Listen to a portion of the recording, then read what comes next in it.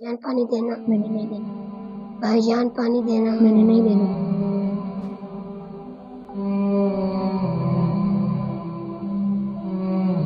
بھائی ادھر آؤ،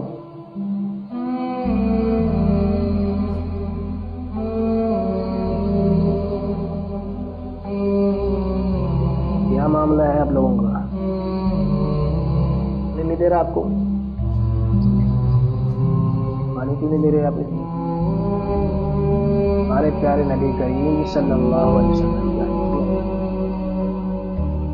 ایک شخص آپ صلی اللہ علیہ وسلم نے فرمایا کہ اہل جہنم کے لوگ کی ایک صف بنی ہوئی اور ان کے قریب سے ایک جنتی گزرے گا. جہنم والوں میں سے ایک شخص کہے گا کہ اے فلاں شخص، کہ آپ نے مجھے نہیں پہچانا؟ میں نے آپ کو فلاں وقت میں ایک گھونٹ پانی پلایا. پھر دوسرا جہنمی کہے گا کہ میں نے نہیں پہچانا، آپ نے مجھے نہیں پہچانا، میں نے فلاں وقت میں آپ کو وضو کے لیے پانی دیا تھا.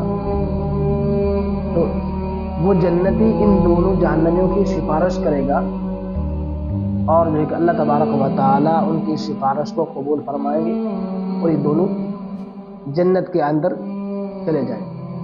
تو ہمیں اس حدیث پر غور کرنا چاہیے کہ دیکھو، ایک مسلمان کی معمولی سی حاجت پوری کرنے پر اللہ پاک نے ان کی مغفرت کے فیصلے فرما دیے.